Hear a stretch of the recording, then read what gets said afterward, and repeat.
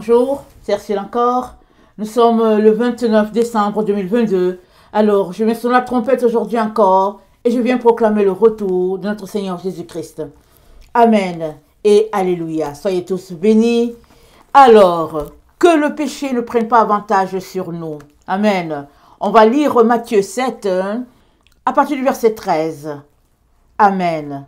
Entrez par la porte étroite, car large est la porte, spacieux est le chemin qui mène à la perdition, et il y en a beaucoup qui entrent par là.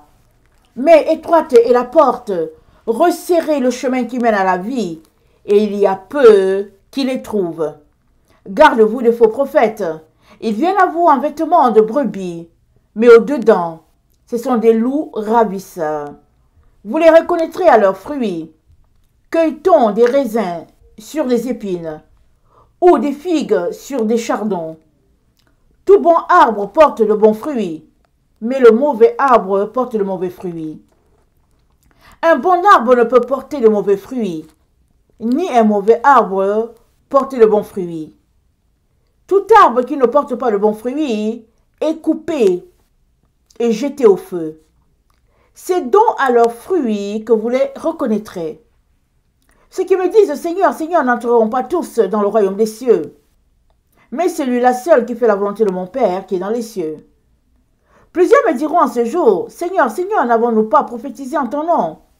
N'avons-nous pas chassé des démons en ton nom? Et n'avons-nous pas fait beaucoup de miracles en ton nom ?» Alors je leur dirai ouvertement « Je ne vous ai jamais connu. Retirez-vous de moi, vous qui commettez l'iniquité. » C'est pourquoi, quiconque entend ces paroles que je dis et les met en pratique sera semblable à un homme prudent qui a bâti sa maison sur le roc. La pluie est tombée, les torrents sont passés, les vents ont soufflé et se sont jetés contre cette maison. Elle n'est pas tombée parce qu'elle était fondée sur le roc. Mais quiconque entend ces paroles que je dis et ne les met pas en pratique sera semblable à un homme insensé qui a bâti sa maison sur le sable. La pluie est tombée. Les torrents sont venus, les vents ont soufflé et ont battu cette maison, elle est tombée et sa ruine a été grande. Après que Jésus eut achevé ses discours, la foule fut frappée de sa doctrine, car il enseignait comme ayant autorité et non comme leurs scribes. Amen. Alors, Jésus-Christ dit quelque chose. Il dit au verset 23, « Alors je leur dirai ouvertement, je ne vous ai jamais connus. Retirez-vous de moi, vous qui commettez l'iniquité. » Est-ce que tu peux attester que Jésus-Christ te connaît? Amen. Peux-tu attester en ce jour que Jésus-Christ te connaît? Parce que tu connais Jésus. C'est un fait. C'est le Fils de Dieu. Il est mort sur la croix. Et puis, il a donné sa vie pour que toi et moi, nous puissions être sauvés. Nous connaissons cette histoire. Nous qui nous réclamons d'être ses enfants. Mais la question est celle-ci. Est-ce que Jésus-Christ nous connaît individuellement? Amen. Il a dit à cinq femmes qu'il a appelées des folles, il leur a dit, en vérité, je ne vous connais pas. Ça c'est dans Matthieu 25, verset 12. Il dit, je vous le dis en vérité, je ne vous connais pas. Et à la suite, il dit, veillez donc, puisque vous ne savez ni le jour ni l'heure. Alors, ces femmes-là appelées folles, elles étaient à 10. 5 étaient sages et puis 5 étaient appelées folles. Mais je parle ici des folles. Les folles sont allées attendre le retour du Seigneur aussi, avec les sages. Elles sont allées ensemble. Mais il y avait quelque chose qui les différenciait. Et elles ne se doutèrent de rien, ni le premier groupe, ni le second groupe. C'est Jésus qui a fait la différence. Quand le moment est venu, que l'alarme a sonné en disant Jésus-Christ est là, amen, alors le groupe des insensés a demandé aux autres si elles pouvaient les aider. C'est curieux, n'est-ce pas? Parce qu'au lieu de demander à Dieu, Seigneur au secours, elles ont demandé à celle qui était à côté d'elles. Ça veut dire quoi? Ça veut dire que ce groupe-là a pris l'habitude de demander aux autres. Ils n'ont pas pris l'habitude de demander à Dieu. Ils n'ont pas pris l'habitude d'aller à la source. Ils ont dit aux autres, aidez-nous, aidez-nous, aidez-nous. les autres ont dit, ah, désolé, on ne peut pas vous aider. Parce qu'on n'en aura pas assez. Puisque personne ne sait quand est-ce qu'ils viennent, n'est-ce pas? Personne ne sait. Elles ont certainement leur raison d'avoir refusé. Mais il y a une raison qu'on ne peut pas passer à côté sans mentionner. C'est le fait que nul ne sait quand est-ce qu'il vient. Alors, si elles se mettent à partager leur huile maintenant, on ne sait pas si elles seront dans la même situation que les autres. Donc, la sagesse veut qu'elles disent, on ne peut pas vous le donner. On ne peut rien vous donner. Allez-y à la source. Amen. Allez-y à la source. Là où nous sommes appelés à aller à la source. C'est-à-dire quoi? À aller creuser nos puits pour recevoir de l'eau pure, de l'eau limpide, parce que Dieu a pourvu pour qu'il y ait de l'eau. Si tu es en train de creuser au bon endroit, à l'endroit de la maison bête, là où Dieu a fait descendre sa gloire, si tu creuses là, il n'y a pas moyen que tu n'aies pas d'eau. Tu auras de l'eau pure, de l'eau limpide. Alors, les sages ont dit aux autres, allez-y chez ceux qui en vendent et puis procurez-vous-en. Et pendant qu'elles allaient, Jésus est venu. Le maître est venu. Et la porte leur a été fermée. Et qu'est-ce qu'il leur dit? Il leur dit, je ne vous connais pas. Et la réponse, le verset 13, nous donne la réponse de pourquoi ils ne les connaissaient pas. Elles ne veillaient pas. Elles n'avaient pas d'heure supplémentaire pour leur maître et roi. Elles n'avaient pas de l'extra temps qu'elle lui accordait. Elles étaient peut-être des enfants de Dieu, et puisqu'elles sont appelées vierges, ça veut dire qu'elles étaient consacrées au maître. Alors elles étaient certainement dans leurs normes. Si elles avaient l'habitude d'accorder à Dieu, par exemple, du temps de 8 heures du matin à midi, peut-être elles se tenaient là. Tous les jours, de 8 heures à midi, elles étaient avec leur Seigneur. Il n'y avait pas d'extra temps. Parce que si tu es habitué à donner du temps à Jésus de 8 heures du matin à midi, exemple, ça veut dire que tu lui donnes 4 heures, extraordinaire, n'est-ce pas? C'est bon, c'est merveilleux, mais qui veut aller là où se trouve Dieu et appeler chaque jour à faire de l'extra? Alors, si ton temps est coulé sur du béton jusqu'à de 8 heures à midi, es-tu capable de prendre un temps à côté pour aller rencontrer Dieu à minuit, à 2 heures du matin, à 18 heures alors que toi ton temps s'arrêtait à midi? Es-tu capable de veiller pour ton sauveur et ton maître? Parce que Jésus-Christ a dit, retirez-vous, je ne vous connais pas. Et il ajoute l'autre élément qui est comme la raison pour laquelle il ne le connaissait pas. Il dit, veillez donc, puisque vous ne savez pas le jour ni l'heure. Donc il se pourrait que les femmes qui ont été appelées folles ont été prêtes à un moment donné. Il se pourrait qu'elles aient été prêtes à un moment donné. Au moment où elles pensaient qu'il serait là, il se pourrait qu'elles aient été prêtes. Mais toujours est-il qu'au moment où il est venu, elles ont manqué d'huile. Elles n'avaient pas de l'extra. Elles ont manqué des réserves. Et malheureusement, elles ont été laissées dehors. C'est ça la partie qui fait le plus mal. Elles étaient consacrées à lui, mais il ne les connaissait pas. C'est terrible, n'est-ce pas? Mais ça existe aujourd'hui sur la terre. C'est rempli. Plein d'enfants de Dieu qui connaissent Dieu, mais Dieu ne les connaît pas. Ils ne viennent jamais le voir. Ils entendent juste parler de lui à quelque part. Ou bien ils prennent de la nourriture par-ci par-là. Mais eux-mêmes, ils n'ont pas de relation d'intimité avec Dieu. Et ça, c'est l'élément qui fait la différence entre les deux groupes.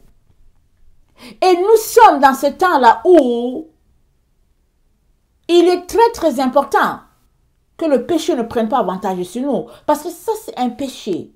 C'est de ce péché-là que je viens parler.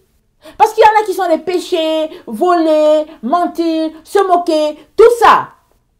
C'est des péchés que un enfant de Dieu qui veut voir la face du Père ne fait plus, n'est-ce pas? Il laisse tout ça de côté, il ne fait plus. Mais il y a de ces péchés dans la vie de l'enfant de Dieu qui n'est pas appelé péché. C'est la négligence. C'est le fait de ne pas veiller Jésus-Christ nous dit dans Apocalypse 16, le verset 15, il nous met très bien en garde. Il dit, voici je viens comme un voleur. Apocalypse 16, le verset 15. Heureux celui qui veille et qui garde ses vêtements, afin qu'il ne marche pas nu et qu'on ne voit pas sa honte. Heureux celui qui garde ses vêtements. Pourquoi? Parce qu'on est dans le temps où les gens volent les vêtements des gens. Hey! Les gens volent les vêtements des autres. Assure-toi que tu as encore ton habit blanc sur toi. Et que tu as encore tous tes habits que tu as mis dessus. Parce qu'on n'a pas juste un habit. Assure-toi que quelqu'un n'est pas venu voler ce que tu portes sur toi. Parce que les gens sont devenus mesquins. Les gens sont devenus très subtils, rusés, méchants. Pendant que tu es là, tu causes avec eux, tu ris avec eux, ils t'ont déjà volé quelque chose parce qu'ils t'ont donné à manger, ils t'ont fait quelque chose, ils ont fait des incantations. Toi, tu n'as pas su, tu as pris, tu as mangé, ils t'ont dit enlever ton habit. Alors, nous sommes à l'âge, au temps où nous devons veiller. Amen. Très important. Alors, ne pas veiller, c'est un péché. Ce n'est pas mentionné dans la Bible. Dans les 10 commandements, ce n'est pas mentionné. Il n'y a aucun endroit où c'est mentionné que si tu ne veilles pas, c'est un péché. Et pourtant, c'est un péché. Parce que si tu ne veilles pas, ça veut dire ta concentration est ailleurs. Ça veut dire tu as du temps, mais que tu mets ailleurs. Ça veut dire tu es en train d'adorer autre chose à quelque part. Il y a quelque chose qui te prend tellement du temps que finalement, tu n'as pas le temps de ton maître et ton Seigneur. Pourquoi veiller, c'est un péché? Parce que quand tu es amoureux de quelqu'un, tu veux toujours être avec lui. Tu viens toujours, tu dis que je suis encore là, papa, je suis là. Oh, Jésus-Christ, je suis là, je suis venu, Jésus, je suis là. Pourquoi? Parce que tu l'aimes. Tu ne veux pas être loin. Tu ne dis pas que, oh non, vraiment, ah non. Non, ça me fatigue. Non. Tu l'aimes, tu vas venir. Tu vas venir parce que tu l'aimes. Et alors que tu viens, il remplit ton outre de son huile afin que tu puisses tenir, peu importe le moment où il viendra. Amen. Alors, nous sommes appelés, amen, à passer par le petit chemin et la porte étroite et resserrée. Parce que c'est là l'envoi que Dieu a pourvu pour nous. Pourquoi? Parce que sur ce chemin-là, il n'y a pas de distraction. Il n'y a que Jésus-Christ qui est là, il n'y a que Dieu qui est là, avec son Fils Jésus, et toutes les circonstances pour pouvoir passer par cette route, ce sont les différentes barrières qui se mettent devant nous afin de nous empêcher d'arriver à Dieu. Et nous sommes appelés à les franchir. Voilà pourquoi c'est dit, c'est une petite porte, c'est un chemin resserré, étroit. Parce que souvent, les difficultés sont telles qu'on se dit, est-ce que ça vaut la peine de continuer? Mais le Seigneur vient, en cette fin d'année, nous encourager à choisir, de prendre comment on appelle ça? La porte étroite et resserrée et le petit chemin. Le Seigneur nous envoie là. Nous sommes encouragés à prendre cela, peu importe les difficultés par lesquelles nous passons. Dans Jean 17, Jésus-Christ a prié pour nous.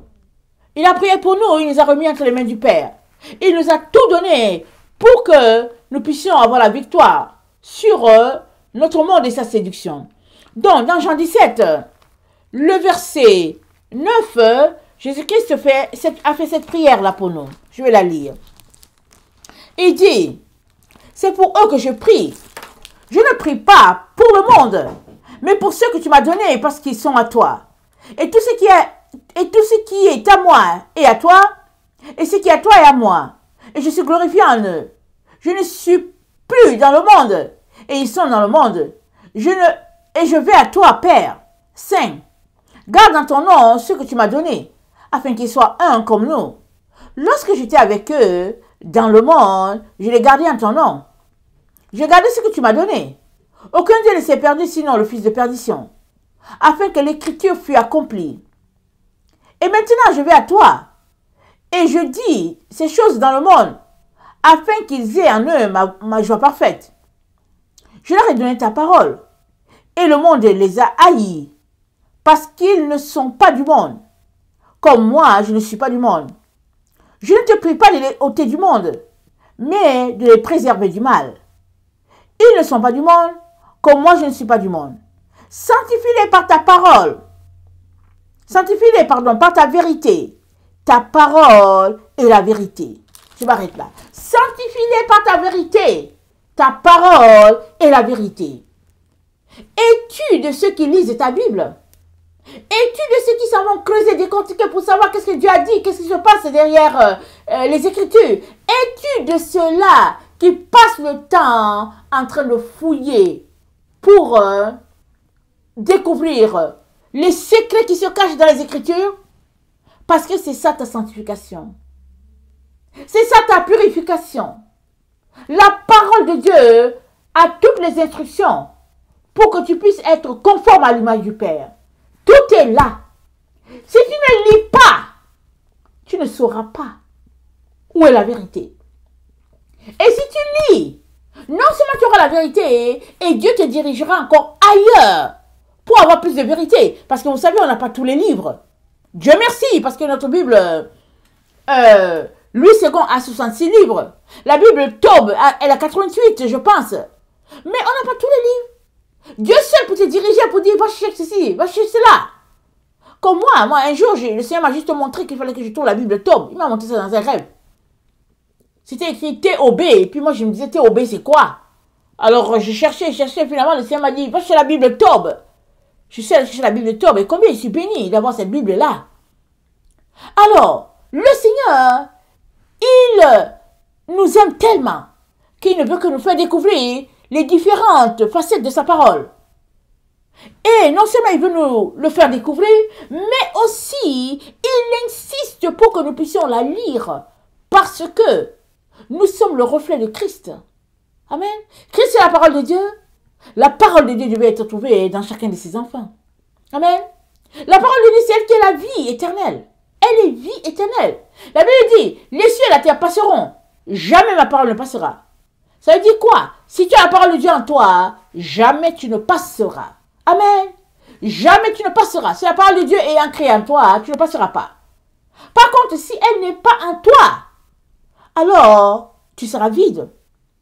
Et à la fin, si tu continues sur le chemin de ne pas consommer la parole de Dieu, tu te retrouveras face à face avec le Père et il te dira un jour, je ne te connais pas. Et ça, Jésus-Christ ne te le souhaite pas. Il ne le souhaite pas pour quiconque. Voilà pourquoi il nous dit, veillez, priez, non seulement veillez pour qu'on ne vous enlève pas votre vêtement, mais veillez et priez aussi pour que vous ne tombiez pas dans la tentation. C'est ça qu'il a dit quand il était à Gethsemane, qu'il agonisait. Et qu'il a dit à Jean, Simon-Pierre, Jacques, de veiller avec lui. Ils n'ont pas pu. Et quand ils revenaient, ils dormaient toujours. Jésus-Christ leur a dit, vous n'avez pas pu veiller avec moi une heure? Il dit, l'esprit est disposé. La chair est faible. Et ça, c'est jusqu'aujourd'hui, notre esprit est disposé à faire la volonté de Dieu. Mais la chair n'est pas toujours forte. Souvent, c'est la chair qui nous lâche. La chair nous laisse tomber. Et puis, elle s'en va sur un chemin qui n'est pas celui qu'on aurait souhaité. Mais la chair, c'est ça qu'elle veut. Elle emprunte ce chemin-là. Alors, il est donc très, très important, mes chers frères et chères sœurs, que nous puissions faire de la parole de Dieu notre ami. Amen. Sous les aisselles, partout où nous passons, avec la Bible sous les épaules, sous les aisselles. Amen. Il y en a qui préfèrent la lire sur leur cellulaire. Mais moi, je dis, la Bible, c'est le papier pour moi, c'est ça. Amen. Alors, Colossiens 2, le verset 8, nous dit ceci.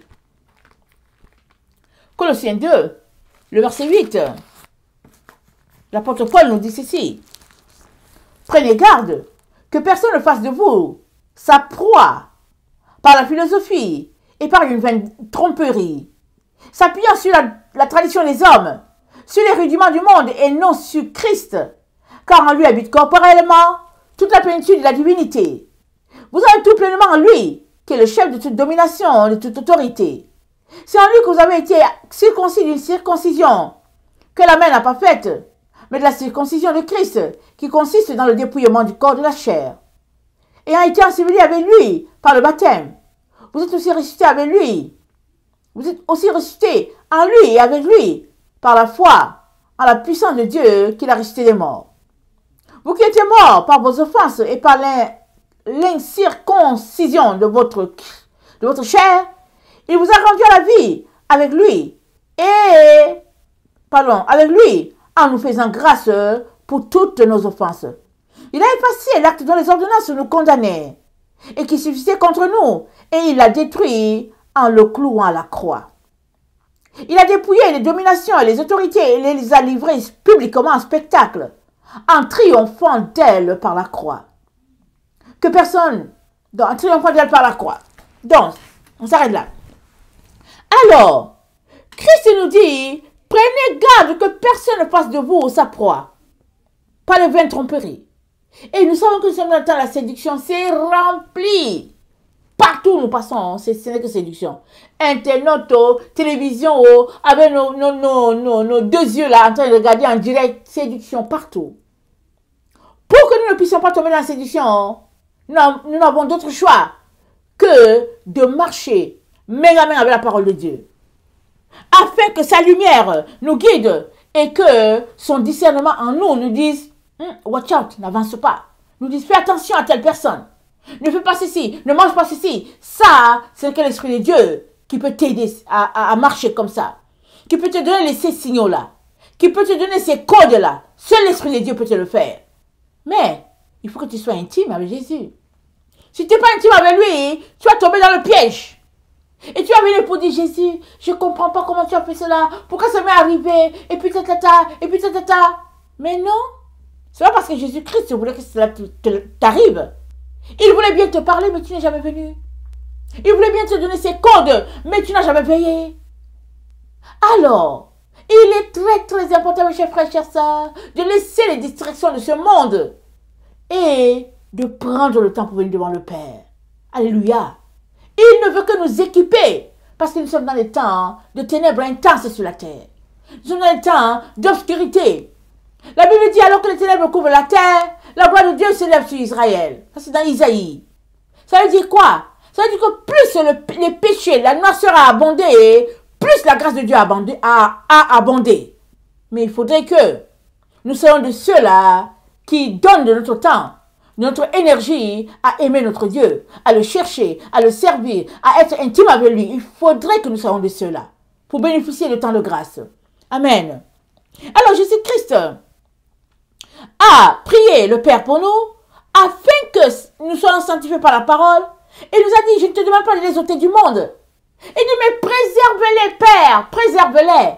Jésus a prié pour que tu sois préservé de la vie de ce monde. Alors, qu'est-ce qui fait que tu es toujours en train de traîner les pattes? Qu'est-ce qui fait que tu es toujours avec des gens avec qui tu ne dois pas te tenir? Qu'est-ce qui fait que tu es toujours en train de commettre des péchés pour lesquels Jésus-Christ a prié pour toi? Mais qu'est-ce qui se passe? Il est très très important que tu viennes devant Dieu. Le cœur brisé, crier à lui, pleurer. Il va t'aider à sortir de là. Il va t'aider à être dépouillé. Parce qu'aucune souillure n'entrera dans sa présence. Alors ne sois pas de ceux-là qui disent que ok, c'est pas grave, je suis quand même son enfant même si je pêche. Oh, c'est pas grave, il va me prendre parce qu'il aime tout le monde. Ne sois pas de ceux-là. Parce que Dieu ne s'amuse pas quand il parle. Dieu n'est pas un homme pour mentir. Il n'est pas fils d'homme pour se repentir, dit la Bible. Alors, prends sa parole au sérieux et agis en obéissant. Amen. Alors, dans Colossiens 2, nous avons lu que, alors, il est très important qu'on fasse attention aux tromperies des uns et des autres. Amen. Et que nous avons tout pleinement en Christ et il ne nous manque de rien. Jésus-Christ a pourvu pour que nous ayons tout. Et par-dessus tout, il a prié pour nous, il a demandé à son Père de nous préserver de la vie de ce monde. Alléluia. Quel bon maître, quel bon berger. Maintenant, si tu t'égares, n'accuse pas Jésus. Rentre en toi-même. Examine-toi. Accepte tes faiblesses en disant, Seigneur, c'est vrai, je suis un voleur. Va devant lui, il va t'aider. On lui dit que non, moi je ne vole pas, je ne vole pas. Non, c'est pas un vol, mais c'est que parce que les gens passent le temps à expliquer, à justifier leur péché. Arrête de justifier ce que tu fais. Reconnais ta faiblesse et crie à Dieu et il t'aidera. Amen, il t'aidera à sortir de là. Alors dans Colossiens 3, le verset 5, voilà ce que l'apôtre Paul nous dit. Faites donc mourir les membres qui sont sur la terre. L'impudicité, l'impureté, les passions, mauvais désirs, cupidité, qui est une idolâtrie. C'est à cause de ces choses que la colère de Dieu vient sur les fils de la rébellion, parmi lesquels vous marchiez autrefois, lorsque vous viviez dans ces péchés. Mais maintenant, renoncez à toutes ces choses. À la colère, à l'animosité, la méchanceté, la calomnie, paroles déshonnêtes, tout cela qui sort de votre bouche. Il dit, renoncez à cela. Ne mentez pas les uns aux autres. Vous étant dépouillés du vieil homme et de ses œuvres, et ayant revêtu l'homme nouveau qui se renouvelle dans la connaissance selon l'image de celui qui l'a créé. Amen. Mais l'homme nouveau, on nous dit de nous revêtir de l'homme nouveau. Mais qui est l'homme nouveau? C'est Jésus-Christ. Amen. L'homme nouveau, c'est Christ. Nous sommes appelés à nous revêtir de Christ, de l'homme nouveau. Amen. Alors, pour se revêtir de l'homme nouveau, il faudrait qu'on se dépouille de toutes les choses du passé, de toutes nos mauvaises habitudes, de toutes les souillures dans lesquelles nous vivons et marchons. Il est important qu'on se dépouille de cela. Alors que nous nous dépouillons de ces choses, nous sommes en même temps en train de revêtir Christ. C'est ça que Paul est en train de nous dire. Il est de nous dépouiller et de nous revêtir. Alors, tu ne peux pas en même temps te revêtir de Christ alors que tu es dans les péchés. Il est donc très important, mes chers frères et sœurs, qu'on choisisse de sortir des voies de ce monde et qu'on embrasse le chemin de la vérité. Amen. Alors, il dit parmi lesquels vous marchez autrefois, lorsque vous viviez dans ces péchés. Il dit c'est à cause de ces choses que la colère de Dieu vient sur les fils de la rébellion, parmi lesquels vous marchez autrefois. Donc autrefois, on marchait avec les fils de la rébellion. Maintenant, on n'est plus avec eux. Si du moins nous nous sommes séparés. Alors, si nous sommes séparés, il est donc très important que nous marchions selon la vérité qui est dans la Bible. Maintenant, si nous ne sommes pas séparés, c'est autre chose. Il est temps qu'on le fasse le plus rapidement possible. Parce qu'on ne peut pas en même temps marcher avec Jésus-Christ et en même temps marcher avec les gens du monde. Ça ne se fait pas. Amen. Alors, nous sommes appelés à laisser de côté les voies de ce monde et à embrasser les voies du Père. Parce que c'est elle qui reflète la lumière, c'est elle qui nous donnera de pouvoir voir la face du Père un jour. Amen. Donc, dans 4 Esdras 16, voilà ce que nous dit notre Dieu par son prophète. Je vais lire, ça se trouve dans la Bible Tob. Amen. C'est dans la Bible Tob, je suis désolée. Vous allez juste écouter. Alors, 4 Esdras. Le verset 77, ça dit, attendez, 4 Esdras 16, le verset 77, ça dit, vous qui gardez mes commandements et mes préceptes, dit le Seigneur, ne laissez pas vos péchés prendre l'avantage sur vous, ni vos iniquités prendre le dessus. Malheur à ceux qui sont envahis par leurs péchés et recouverts par leur iniquité.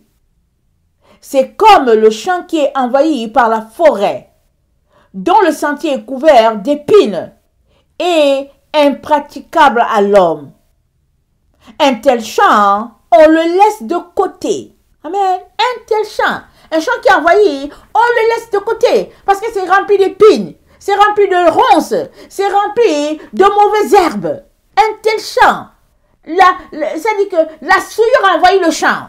C'est bien qu'il n'y a plus de bons grains qui sont là. Et Esdras dit, on laisse un tel champ de côté. Alors notre Seigneur Jésus-Christ nous dit, par la bouche de son prophète Esdras, son serviteur, il dit, vous qui gardez mes commandements et mes préceptes, il dit, ne laissez pas vos péchés prendre l'avantage sur vous. Il dit, malheur à ceux qui sont envahis par leurs péchés et recouverts par leur iniquité. Malheur. Pourquoi? Parce que si à cette heure-ci aussi tardive, tu es encore dans la vie de péché, dans la vie de souillure, dans la vie de débauche, dans la vie de séduction, comment vas-tu faire pour t'apprêter et rencontrer ton Sauveur? Parce que le Seigneur Jésus-Christ vient. Il vient pour ceux-là qui sont comme lui. Il vient pour ceux-là en qui il va voir de lui. Il vient chercher ses enfants. Il l'avait déjà dit. Il l'avait déjà annoncé. Et il vient. Mais il vient comme un voleur. Tu ne sauras pas exactement le jour où il viendra. Seulement, tu dois être prêt à tout moment. À tout moment. Voilà pourquoi il te dit, ne laisse pas tes péchés t'envahir. Tu n'auras pas le temps de les confesser. Il sera là et ce sera trop tard pour toi. Ne tombe donc pas dans le piège de notre temps où les enfants, plusieurs enfants de Dieu restent dans la séduction, la débauche et ils se disent, j'aurai le temps de me repentir avant. Mais nul ne sait quand est-ce qu'il viendra. C'est ça l'histoire.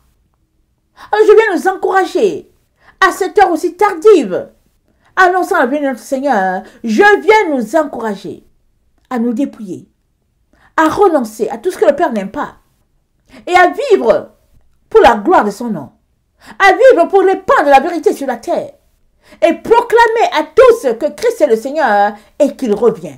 Amen. Que le Seigneur bénisse sa parole. Je vous aime beaucoup et Dieu davantage. Maranatha, Jésus revient. Amen et alléluia. Soyez bénis. Amen.